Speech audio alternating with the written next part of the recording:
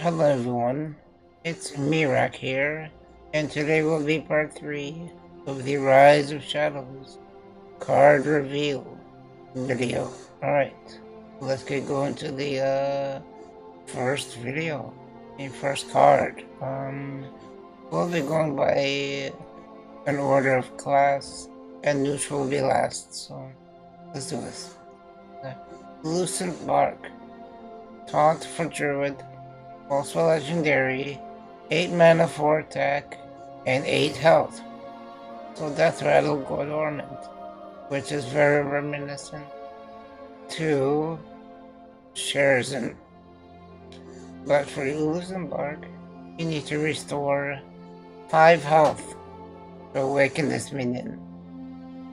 Where Sherzin was for Rogue, play 4 cards in a turn, revive this minion. So awaken and revive are interchangeable, I guess. So is this card good? Let's see here. It's a bit pricey, but for what it does, it's pretty decent. But your opponent kills it, you have to restore 5 health to awaken this minion. Once it awakens, it has taunt again.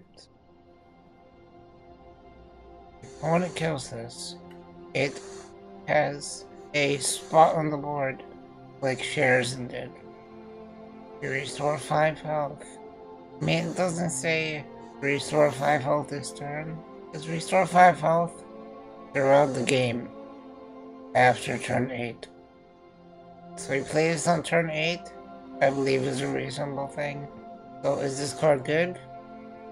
I think so, actually. It has some playability, I guess. If this whole healing druid actually becomes a thing, if it doesn't become a thing, I believe this card will be a core card. So the next card, also for Paladin. Desperate Measures. 1 mana spell, as you can call it a secret. But realistically, I don't see this being a good card. Just why should you play this and have random Paladin secrets when you can just play those Paladin secrets when you want to? You may be casting a random Paladin secret and have a copy go into your hand. Play it again, you also cast a random Paladin secret and get that secret in your hand. That would be better. But the way this is printed, is it gonna see much play? I don't think so. I believe this is realistically a pack filler. So I don't like it. Now another Paladin card, Call to Adventure. Also rare. For 3 mana, draw the lowest cost minion from your deck and give it +2/+2. So you have low cost minions like 1-drop minions or 2-drop minions, give them +2/+2. I say that's pretty good value. So it's a decent card, to say the least. And I believe this is one of the better buffing cards there is for Paladin. So it will see some play, I believe. Paladin is known for playing lower cost minions. I mean, their hero power is summon a 1/1 Silverhand Recruit, so there's that.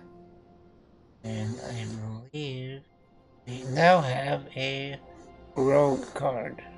Attack Nose Whisker. 7 mana 6/6. Legendary Rogue. Minion. Whenever you shuffle a card into your deck, add a copy to your hand. I mean, there's really not much to say about this card. I mean, other than, hey, if you play Alec, you get rewarded for it. As you play Alec, you shuffle cards into your deck, you shuffle more cards into your deck. That way, and is it really beneficial to add copies of those particular cards to your hand? If your hand is near empty, it might see some playability. It's weird.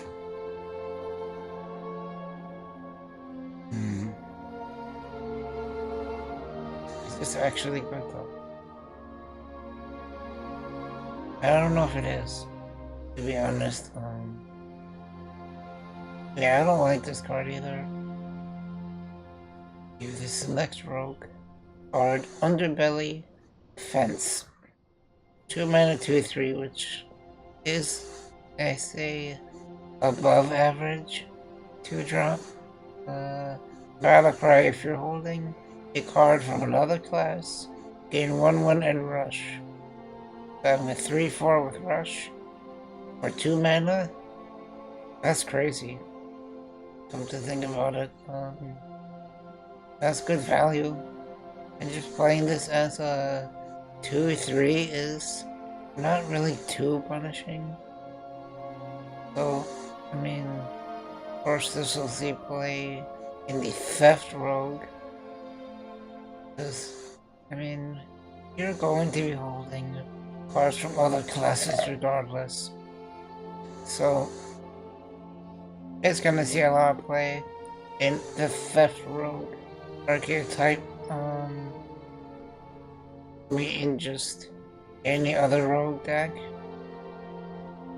I mean, if you're playing the Fox, Fence has some playability in that deck when you play the Fox. Because Fox is it a tempo play?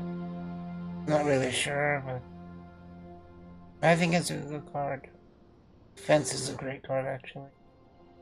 If the Battlecry goes off. Because Rush is pretty strong. Especially for low-cost minis like this.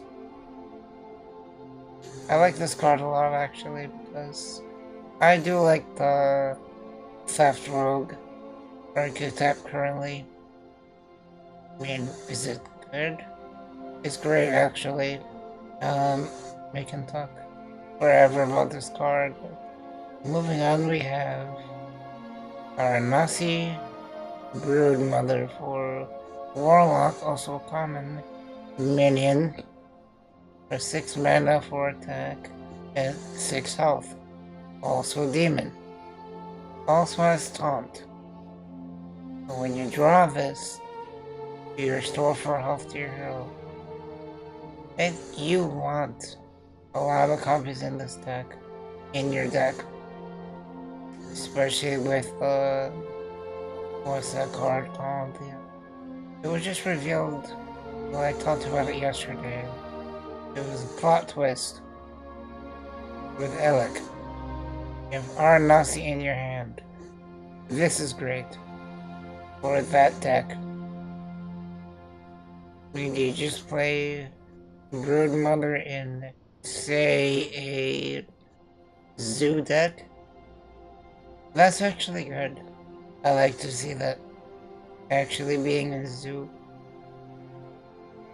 Because with zoo, you are drawing a lot of cards, playing a lot of cheap stuff, and kind of the endgame well. You can draw this earlier and still restore 4 health to your hero, so the effect goes off when you draw it. Now this has Rush. If you play that combo with the legendary, with Plot Twist, you have this in hand, you play Plot Twist, and this goes on board with Rush, and you're healing yourself. Wow, that's actually great in that deck. Another deck is just value. Really, I mean, you're gaining 4 health, you're gaining a taunt. Whenever you play this on turn 6 or after, I think all around it's a good card. On first blush, when I saw this card, I didn't really think much of it. But now doing this review, I see the potential for this card in multiple Warlock decks. And getting this arena is gonna feel good. So now we have, let's see here, Archmage Vargoth. At the end of your turn, cast this spell you've cast this turn. Targets are random. 4 mana to attack and 6 health. Average stat line, I guess. But the text, since it's a neutral card, it has some flexibility. You can play cards like Research Project for Mage. Burn a few cards for the opponent, which is a good feeling, I guess, because you're essentially drawing 4 cards.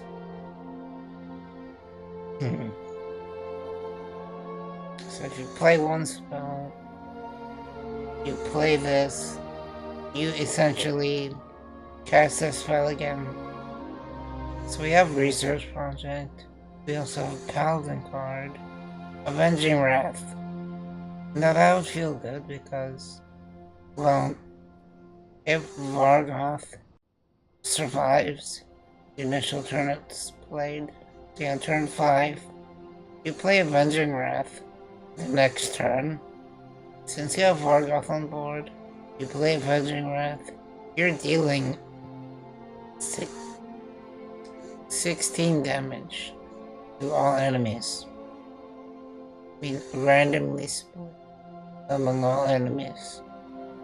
Now the obvious card this can see play is Mind Blast for Priest, because you play Vargoth, you play Mind Blast again at the end of the turn. Then if you play Vargoth, one turn Malagos the next, you play cheap Mind Blast. Now that's gonna feel great. So, yeah, I think this card is gonna be good. Average stats, but like I said, the text is gonna be good. Especially when you play cheap spells after you play Vargoth. I mean, it's just good. Really, it's just a good card. Here we have Big Bad Archmage. 10 mana 6/6. That's kind of expensive for a 6/6, but at the end of your turn, summon a random 6 cost minion, say, of course you want Cairn. Right here, since it's 6 cost. And it's a neutral card, so. Well, if you play Archmage, you're really gonna get, most likely, well, it is completely random. So you can get 6 drops from other classes. So you can get things like, Savannah Highmane would be a great thing because you're getting 12, 11 worth of stats. And, well, Highmane is just a good card. There's also one with the same stats, different text completely, for Priest, Common Crusher, which I believe Archmage, summoning Death Rattle minions, is gonna be good. On average, I say a Death Rattle minion that's 6 cost is gonna be good. We also have another one,